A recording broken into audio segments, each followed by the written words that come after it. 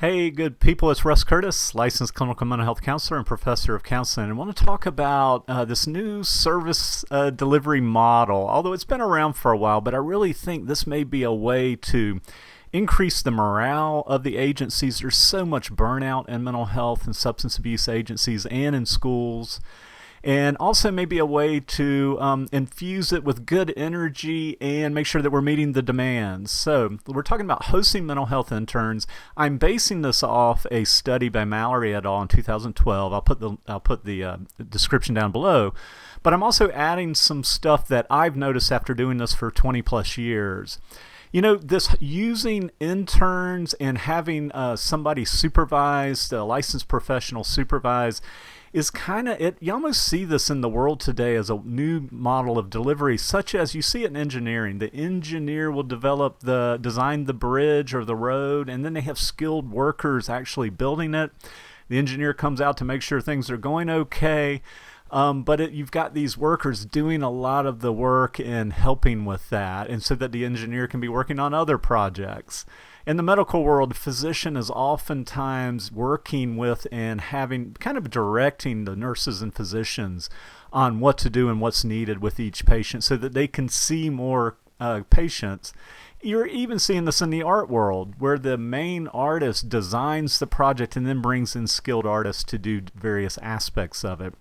So I think this is something that we're seeing more of, and it is a way to perhaps reach more people and be more efficient.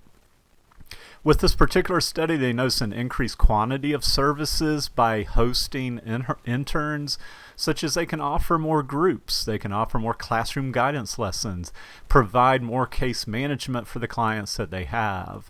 Also, increased quality of services. They can spend more time, and their existing employees can spend more time with the clients instead of having to run between so many different new clients.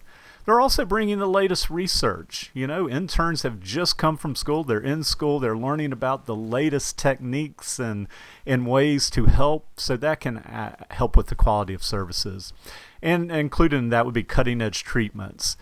They also found that they reduce staff stress, and I think this was related to everything we've talked about so far, but also, and you know this, is that it increases the positive outlook of all staff when you bring in an intern. The interns are excited about the profession. They're not overworked or burned out. They're eager to help and learn. They've got the latest research. They bring a fresh perspective. Also, it can produce cost savings because you can reach more clients. You can meet the increasing mental health and addiction demands out there without having to hire more employees. And this is particularly the case in times like this when it's hard to hire. It's hard to find people. So I think there is a lot to be said about just the benefits for clients, but also the mental health professionals that work within the agencies. Yes, it is more time for the supervisor, but they actually found in this study that the supervisor was saying it actually saved time overall because they were able to give those folks clients, the interns clients, so that they could focus on what's really important and some of the major crises and so forth that come up. All right, one thing I do always say to my interns is just, that first year of internship or practicum is, listen and learn, certainly add perspective when it's asked for, but get to know the people in the agency and the culture before just trying to change things. You'll have the rest of your career to do that. But just a little bit of advice there. Anyway, I hope this is helpful, and I look forward to talking to you on the next video. Take care.